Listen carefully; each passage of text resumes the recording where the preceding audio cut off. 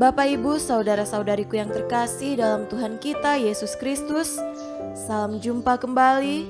Selamat hari Minggu kami sampaikan kepada Anda sekalian. Berkat Allah yang Maha Kuasa senantiasa menyertai kita. Hari Minggu 27 September 2020 adalah hari Minggu biasa ke-26. Marilah kita mendengarkan dan merenungkan bacaan-bacaan kitab suci. Bacaan pertama dari Nubuat Yehezkiel pasal 18 ayat 25 sampai 28. Tetapi kamu berkata, tindakan Tuhan tidak tepat. Dengarlah dulu, hai kaum Israel, apakah tindakanku yang tidak tepat, ataukah tindakanmu yang tidak tepat? Kalau orang benar berbalik dari kebenarannya dan melakukan kecurangan sehingga ia mati, ia harus mati karena kecurangan yang dilakukannya. Sebaliknya, kalau orang fasik bertobat dari kefasikan yang dilakukannya dan ia melakukan keadilan dan kebenaran, ia akan menyelamatkan nyawanya. Ia insaf dan bertobat dari segala durhaka yang dibuatnya, ia pasti hidup, ia tidak akan mati. Demikianlah sabda Tuhan. Syukur kepada Allah.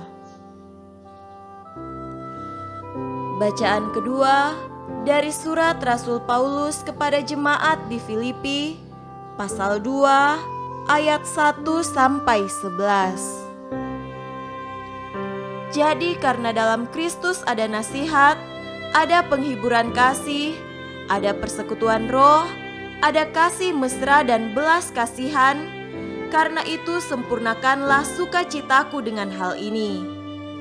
Hendaklah kamu sehati sepikir dalam satu kasih, satu jiwa, satu tujuan, dengan tidak mencari kepentingan sendiri atau puji-pujian yang sia-sia.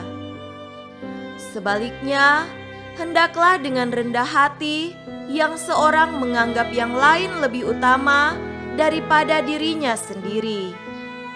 Dan janganlah tiap-tiap orang hanya memperhatikan kepentingannya sendiri, tetapi kepentingan orang lain juga. Hendaklah kamu dalam hidupmu bersama menaruh pikiran dan perasaan yang terdapat juga dalam Kristus Yesus, yang walaupun dalam rupa Allah tidak menganggap kesetaraan dengan Allah itu sebagai milik yang harus dipertahankan, melainkan telah mengosongkan dirinya sendiri dan mengambil rupa seorang hamba dan menjadi sama dengan manusia. Dan dalam keadaan sebagai manusia, ia telah merendahkan dirinya dan taat sampai mati, bahkan sampai mati di kayu salib. Itulah sebabnya Allah sangat meninggikan dia dan mengaruniakan kepadanya nama di atas segala nama, supaya dalam nama Yesus bertekuk lutut segala yang ada di langit dan yang ada di atas bumi dan yang ada di bawah bumi, dan segala lidah mengaku Yesus Kristus adalah Tuhan, bagi kemuliaan Allah Bapa. Demikianlah sabda Tuhan. Syukur kepada Allah.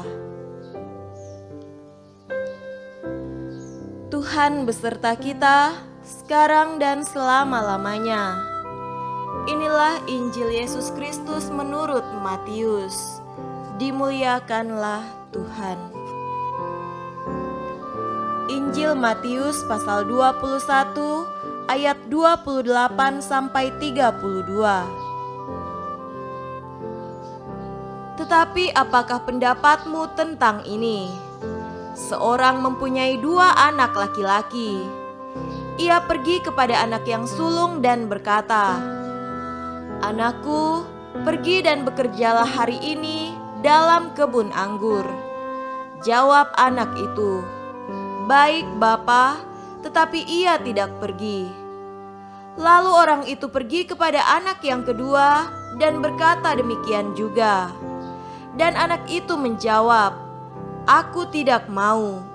Tetapi kemudian ia menyesal lalu pergi juga.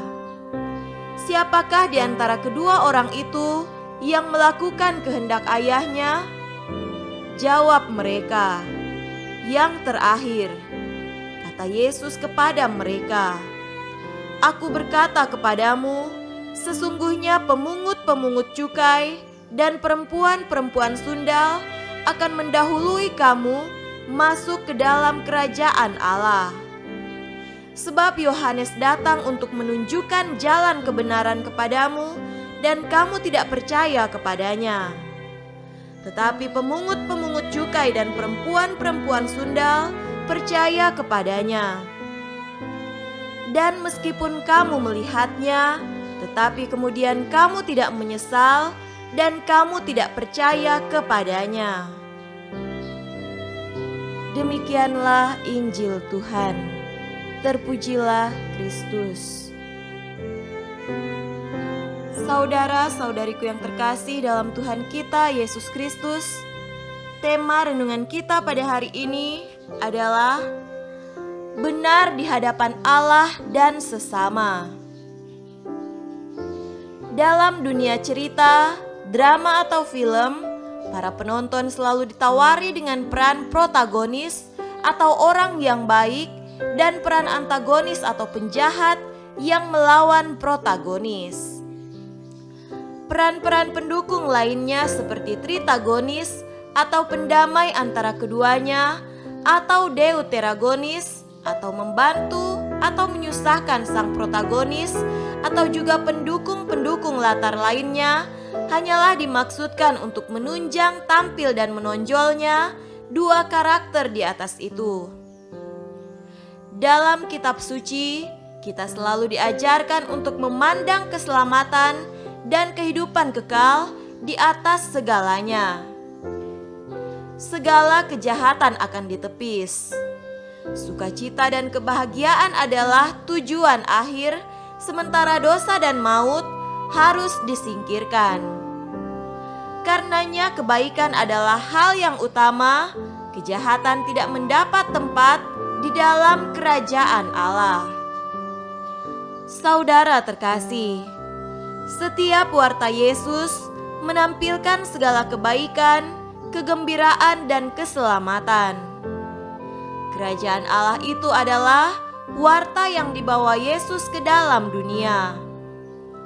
Yesus adalah pemeran keselamatan atau protagonis, sementara para penghalang, yakni para pemimpin agama Yahudi, adalah antagonis yang hanyalah menghambat hadirnya kerajaan Allah. Oleh karena itu, Yesus berkata bahwa para pemungut cukai dan para pelacur malah akan mendahului mereka untuk masuk ke dalam kerajaan Allah. Mengapa demikian? Karena para pemungut cukai dan para pelacur percaya kepada Yesus. Mereka mau bertobat dan mengubah hidupnya kepada kehidupan yang baik dan memperdamaikan diri mereka dengan Allah. Sementara para pemimpin Yahudi sama sekali tidak mau percaya kepada Yesus, apalagi bertobat dan mengubah dirinya. Mereka malah menolak Yesus. Perumpamaan tentang dua orang anak laki-laki menampilkan dua bentuk kehidupan itu. Anak yang sulung melambangkan para pemimpin Yahudi. Ia diminta bapaknya untuk bekerja di kebun anggur pada hari itu. Anak itu mengiyakan permintaan bapaknya, tetapi nyatanya tidak melaksanakannya. Demikianlah para pemimpin Yahudi itu. Mereka secara formal adalah orang-orang yang taat kepada Allah, namun nyatanya tidak melaksanakan kehendak Allah, tetapi kehendak dan ambisi dirinya sendiri. Anak yang kedua melambangkan para pendosa. Ia diminta bapaknya untuk bekerja di kebun anggur pada hari itu. Namun ia menolak permintaan bapaknya, tetapi kemudian melaksanakannya juga. Hidup para pendosa itu memang bertentangan dengan kehendak Allah. Namun pada akhirnya mereka bertobat dan mengubah haluan hidupnya kepada kebaikan, yakni hidup sesuai dengan kehendak Allah, artinya hidup secara benar di hadapan Allah dan manusia. Saudara-saudariku yang terkasih dalam Tuhan kita Yesus Kristus, benarlah apa kata Nabi Yehezkiel, kalau orang fasik bertobat dari kefasikan yang dilakukannya dan ia melakukan keadilan dan kebenaran, ia akan menyelamatkan nyawanya. Itulah yang dilakukan oleh para pendosa yang bertobat. Mereka yang dulunya jauh dari Tuhan, sekarang sudah dekat dengan Tuhan dan melaksanakan kehendak-Nya.